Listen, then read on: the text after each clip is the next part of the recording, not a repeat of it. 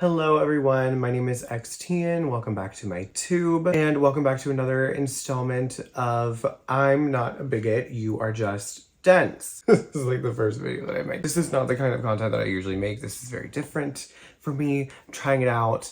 We're gonna see how it goes, okay? We're gonna see how it goes. So today I wanted to talk about Lia Thomas. Lia Thomas is pretty much the epitome, the epitome, if you will, of having her cake and eating it too. Lia had the cake, Lia ate the cake, and now Lia wants you to feel bad that she ate the cake. Wrap up the metaphor, xtian. If you don't know who Lia Thomas is, I'm literally jealous of you. That sounds so nice. According to Google, quote, Lia Catherine Thomas, born 1999 or 2000, is an American swimmer.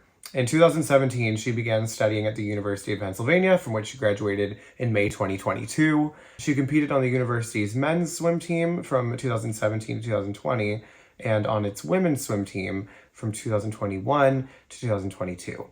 End quote. Okay. So already we're seeing some cracks in the story. First of all, 1999 or 2000? Like, what do you mean? That just seems like a very easy thing to clear up. Like, how do we not know what year Lia was born? And secondly, women's and men's swim teams? That's kind of weird, right? Like, what kind of individual could possibly be on both teams?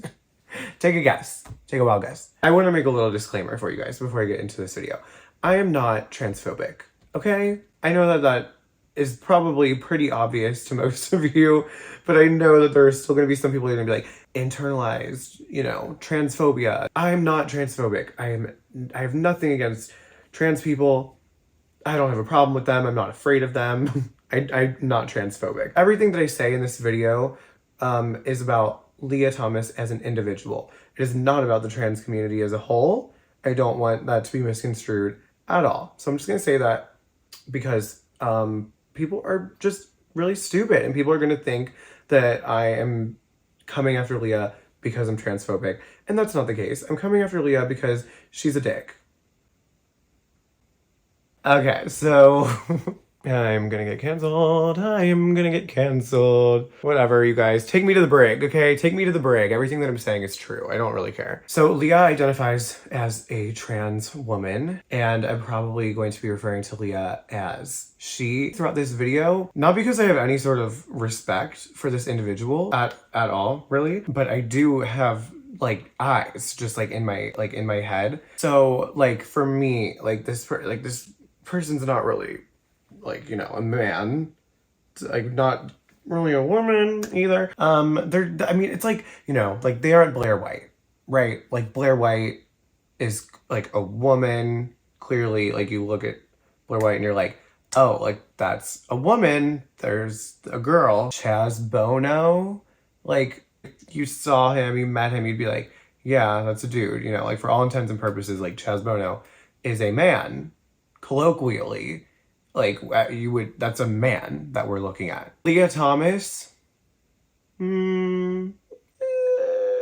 mean, as Brittany would say, she's not a girl, not yet a woman, but also not really a man anymore either. But also with a name like Lia, it just feels natural to say she. Now, Lia rose to fame earlier last year when she was engulfed in a nationwide controversy over winning the NCAA championship. I don't think winning is the right term to use, honestly. Maybe like absolutely destroying all of the other women competing. Like literally nobody even came close to Lia. And like, yeah, no shit. Look at this massive, muscular, super buff, insanely tall piece of woman. Like if I didn't know any better, I think that maybe Lia has maybe a little. Obviously, it's pretty easy to see why people were upset. In fact, when Lia was transitioning, aka only being on hormones for 1 year, remember, she was swimming on the men's swim team the previous season. 1 year of hormones? That's nothing. That is nothing. Girl starts puberty at what, let's say 10 years old. Like, I would not say that she's a full-blown woman at 11. I would not say that. But everybody wants to say that about Lia. She's just a full-blown woman now because she took hormones for 1 year. Like, okay. But if we actually know any trans people and actually look at medical data, we would know that 1 year is pretty much nothing. That's really not a lot of time at all for hormone development. Hormone development? Is that a thing? Hormonal development? My mom got her doctorate degree so that I didn't have to, right? Right, Agnes? Like 1 year of testosterone shots and estrogen blockers.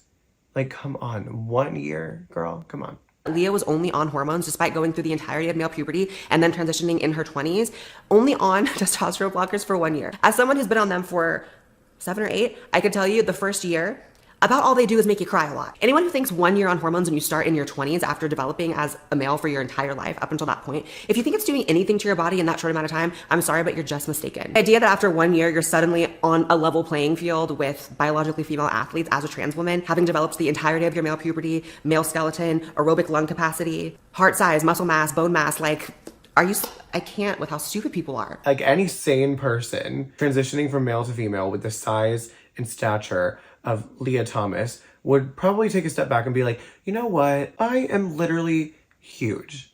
Like, I am massive. And if I compete against all of these biological women, I am going to absolutely smoke them. They will not have a chance. And that really wouldn't be fair. So I'm not going to compete, right? That's like what a normal, nice person would do. But Lia, who is apparently incredibly narcissistic and self-centered and who apparently sort of fancies herself as a sort of revolutionary character in the trans world, even allegedly referring to herself as the Jackie Robinson of trans sports, which, what a slap in the face to Jackie Robinson, an actual sports legend. You are not Jackie Robinson, Lia. You're just a... I can't put that in. I'm gonna get canceled. You're not Jackie Robinson, Lia. Okay. Now, Lia denies that she ever said this, but a few people have claimed that she said this to them.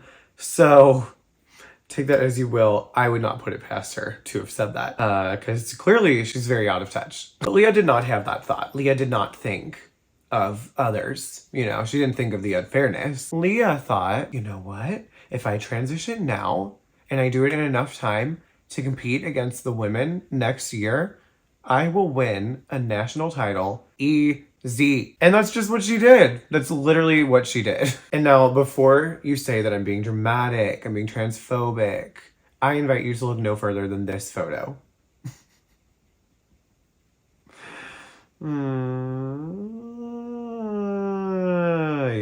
When competing against men in the previous season, our good friend William Thomas, whom we now know as Lia, ranked 462. 462. Do you guys like that I thought it was raining. I thought it'd be nice to film behind here. I hope you guys like it. This is my pineapple. Her name is Pooja. Hi, Pooja. Love you, girl. Get back to work, Pooja. So surely, if women and men have no biological differences and male swimmers don't have any sort of genetic advantage, Lia Thomas, after transitioning for 1 year, should have ranked 462nd. Right? Wrong. Lia ranked first place. First place. Number 1. Faster than any female swimmer in the entirety of women's collegiate swimming ever in history by a long shot. And I think that we all know that it isn't just because, you know, she trained really hard and really deserved it. But Sports Illustrated certainly does seem to think that. In fact, they think that Lia needed to win this award. That it's good that she won, right? Because, you know, trans rights and trans kids, you know, buzzwords. So let's take a look at this together, shall we? Now, also, I'm not going to be reading this entire article. This article is really, really freaking long. Robert Sanchez really wrote a novel here about Lia Thomas. And I kind of appreciate it, honestly, because it's a lot about her story. It's about who she really is, where she came from. You know, everybody has a story. Every villain has an origin story. And so does Lia. And I enjoyed learning about it. I also enjoyed hearing what other people had to say about Lia, people that she knew, that she interacted with, that she swam with. So it's an interesting article. I will link it in the description, but I'm not going to be reading all of it because it's so long and I don't want to be here all day. So let's get started. So this was written by Robert Sanchez. I Am Lia, the trans swimmer dividing America tells her story. Oh, also I should preface this. This was written last year, March 3rd, 2022. So this was a year ago. Am I late to the party? Yeah, kind of. Lia Thomas has dominated women's college swimming this season and has also become a lightning rod for controversy. Many, including some teammates, say that she shouldn't be able to compete against other women. In an exclusive interview with Sports Illustrated, Thomas explains why she has to. Already off to a bad start, Robert. Fresh off her final practice of the week, the most controversial athlete in America sat in an empty Philadelphia coffee house with her back to the wall. Lia Thomas had done some of her best work this season while feeling cornered. On this January evening, her long torso was wrapped in a University of Pennsylvania swim and dive jacket. As college students across the country were digging into their Friday nights, Thomas was thinking about her weekend plans: sleeping, studying, and another grueling swim practice. This has been a season unlike any in her 22 years, and unlike any in the history of her sport. No kidding. I just want to show trans kids that younger trans athletes are not alone. They don't have to choose between who they are and the sport they love. Okay. So, I mean, kids under like 10 years old that haven't gone through puberty yet, children like around that age are on more of an equal playing field when it comes to their athletic abilities. It's once you reach puberty and men get testosterone, dudes get bigger, girls also get bigger, but not in the way that men get bigger. What? You already know this. What am I? Whatever. These people are trying to act like that doesn't happen, okay? What I'm trying to say is, I think that this is a good intended statement to say that I just want, I don't want kids to have to choose between how they feel inside and the sport that they want to play. But the problem is they do, okay? They do. And so do you, Lia. You should have. These people passed you through. They let you do this. They shouldn't have done that. I'm getting ahead of myself, so let's keep going. When she swims at the NCAA Women's Division I Swimming and Diving Championships, which begin March 16th in Atlanta, so that was last year. That already happened. Thomas is a favorite to win individual titles in the 200 and 500-yard freestyle events, and also has a shot in the 100-yard freestyle. Now, it says that she was a favorite to win. I wouldn't say she was a favorite to win. I would say that people have eyes and have brains, and Lia has a penis, and so they were like, she's gonna slay these women. Also, we all know she did win, so spoiler alert. I don't know exactly what the future of my swimming will look like after this year, but I would love to continue doing it. Thomas says, I want to swim and compete as who I am. If you love swimming, swim. You should swim. You could even compete, I'm sure, against people. Like, find people that are all okay with competing against you and compete against them. There's no problem with that. What there is a problem with is you being on hormones for 1 year, switching from the male team to the female team, and absolutely destroying all of the biological women that are in that league. And you didn't ask them if that was okay. You didn't ask them if they wanted to compete against you. Like, why would you think that that's okay? Like, who do you think you are? Just swim all you want. Swim your life away, Just keep swimming. Like, never stop swimming. But you can't swim against biological women. A vocal faction wonders, though, whether her participation in women's swimming is fair. In January, Michael Phelps said there needs to be an even playing field within the sport. The editor of Swimming World likened Thomas to the doping-fueled athletes of East Germany and China from past Olympic Games. Thomas's story has also become a right-wing obsession, a regular topic of discussion on Fox News. Conservative opinion sites have called her a man and dead-named her, purposely using the name she went by before transitioning. The horror. It's like, people are literally getting raped and killed, and we're gonna act like this is just like the worst thing that somebody could do. Like, you had that name for 20 years, probably 19 or 20 years. You went by William, and now it's just completely the worst thing that somebody can do to call you that name. It's like, grow up, you guys. These are just words. How are we gonna let words affect us so much to the point where you're literally calling people transphobic for calling somebody the name on their birth certificate. Clown world operations is what that is. And of course, I am not somebody that just goes around dead naming people all the time. I'm not, like insane. I'm not like out to get people, but it's like you can't just demonize people. Like you don't get to choose what people call you, like you don't get to choose how people refer to you. You can ask them to do that. They can oblige or not. You don't make the rule for what people say about you, okay? People get to say whatever words they want. You can't gatekeep words from people. As much as people love to do that these days, that's not a thing. You can't gatekeep words. You can't tell people what words they're allowed to say and what words they're not allowed to say. Their words. Grow up. And let's keep reading. Her moves have been minutely tracked by the UK's Daily Mail, including once with cruel detail about her habits in the women's locker room provided by an anonymous teammate. The New York Times, Washington Post, and the Wall Street Journal have also written about her. Actually, to go back to the women's locker room little anecdote here, let's look into that. Let's look it up. Oh boy. Great. Lia Thomas exposed male genitalia in women's locker room at swim meet, ex-swimmer says.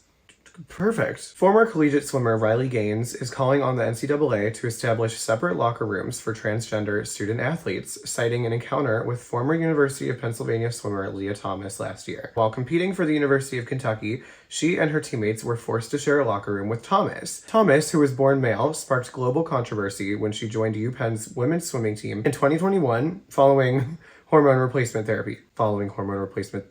11 months. We did not give our consent. They did not ask for our consent. But in that locker room, we turned around and saw there's a 6'4" biological man dropping his pants and watching us undress. And we're exposed to male genitalia. Gaines called the experience worse than facing Thomas in competition, which she repeatedly asserted was unfair to biological female athletes. Which, yeah, she's right. Not even probably a year, 2 years ago, this would have been considered some form of sexual assault, voyeurism. But now, not even are they just allowing it to happen, it's almost as if these large organizations are encouraging it to happen.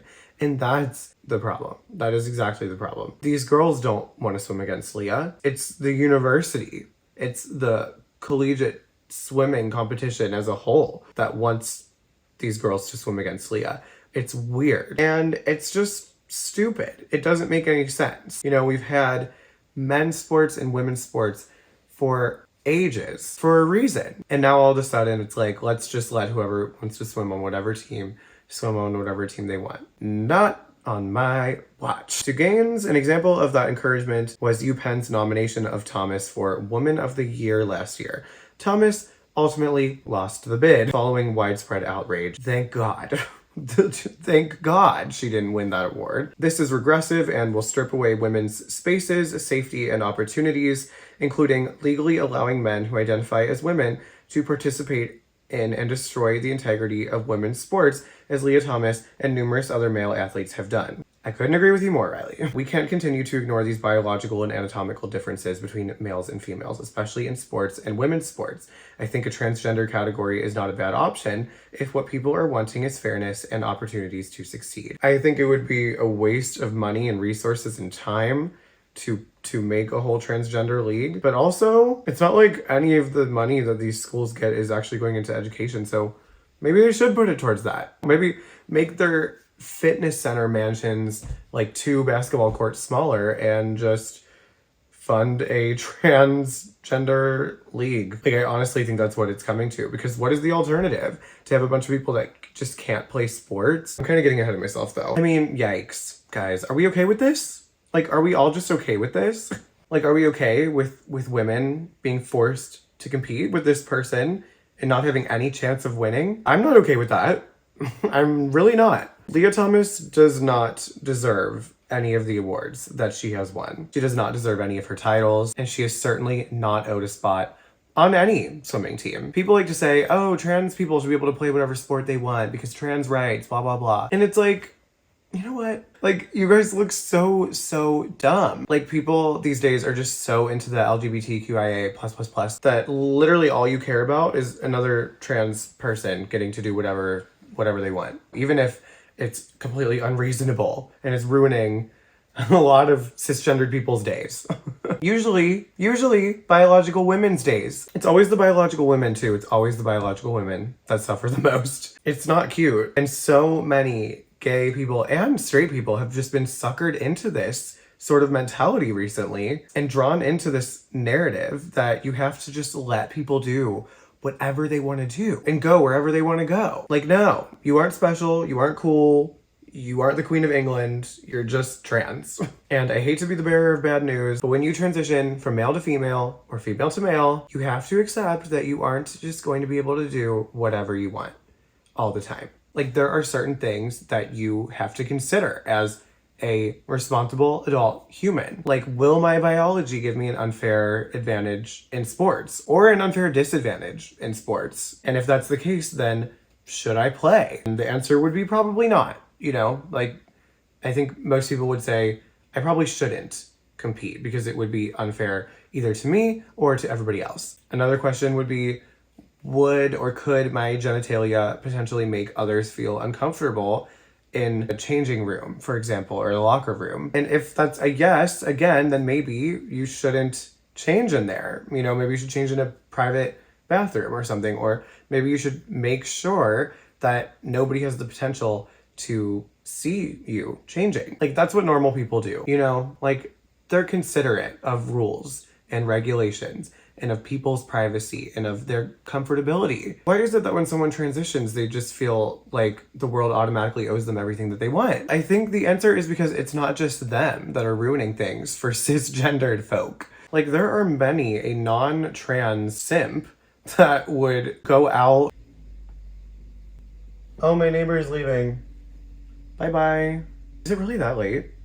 Wow. My neighbor leaves every morning at like 1:20 a.m. If he's running late, he leaves at like 1:30 a.m. And I just want to know where he's going. Like, what job do you have that you're leaving at 1:20 in the morning?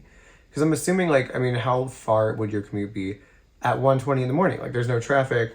So the longest it could be is probably like 40 minutes. So maybe like he starts work at 2. But like, what shift starts at 2? Where's there a job where there's a shift that starts at 2 a.m.? But anyway, what I was saying is there's a lot of non-trans people that are such simps for the trans community that they would literally probably like go out, march, hold up signs. They'd probably actually get into like a verbal argument or maybe even a physical argument with other people about letting trans people in sports. Because they just feel so strongly about letting biological women compete against biological men in collegiate swimming competitions. It's just bonkers. Like, you guys don't look tolerant. You don't look like you're being tolerant. You don't look like you're saving the day. You look like a fool. You look like somebody who would rather just simply deny reality than to admit that maybe people can't always just get everything that they want because they're trans. You just look dumb. You look dense. You look like you can't think. You're like, I have to be a good ally. It's like, think for yourself for 2 seconds and think of how all of these things affect everybody. And I mean, I see things all the time on my Instagram where people are posting about trans rights. And it's like, you guys, what are you fighting for? Have you ever asked a trans activist what rights they're fighting for? Like, what rights they don't have that they're fighting for? They literally don't have an answer. And I'm telling you this from personal experience. And why don't they have an answer? Because they don't care. They just don't care to actually have a formed opinion. There is no set of rights that they're fighting for. The mission has never remained consistent. The goalposts are being moved around every day. Like, it's literally just fighting for whatever is popular at the time, as long as it has the word trans on it. That's all it is. That's all trans activism is. No critical thinking, no thinking about the American community as a whole. It's so freaking frustrating. I mean, seriously, like, to these people, it's like, oh, trans children in a state won't be able to transition until they're 18 now? Well, that state is literally turning into Nazi Germany, love. Oh, a pre-op biological male with chest hair and a wig was kicked out of a spa because he flashed underage girls? No, those girls were just transphobic. And so is the staff and the media. And your parents, probably, is what you think. And me, probably. You also probably think that. It's never about how anybody feels, how any of the cisgender people feel. It's never about our feelings. It's always about the one single trans person who just thinks that they get a pass to go and say and do whatever and wherever and whomever they want. And that leads me to my last point, which is, where is this heading? What is the end game? Is there some envisioned utopia that these people are trying to achieve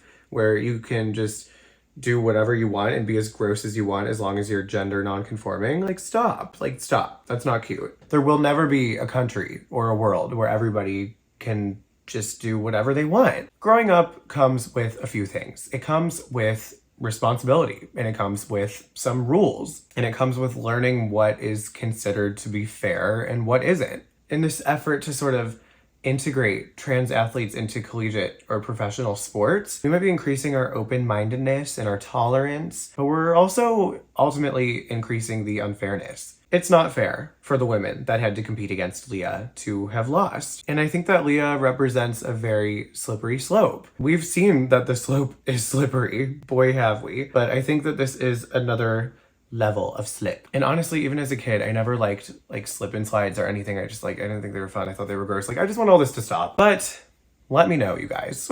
Let me know what you think. Am I being dramatic? Was it unfair to let Lia compete against all these women? Is this a slippery slope? Do you think that we're going to continue to see more cases like this in women's sports? Literally, let me know. Let me know what you think. Even if you don't agree with me, seriously, just be respectful. You know, I don't want to have to delete a bunch of comments. I hope you guys enjoyed this video. Let me know if you liked this. Let me know if you think I should just shut up forever or if I should do more videos like this. Thank you for watching this video. If you stuck around till the end, that's it. So I guess I'll see you guys in my next video. Say bye, Pooja.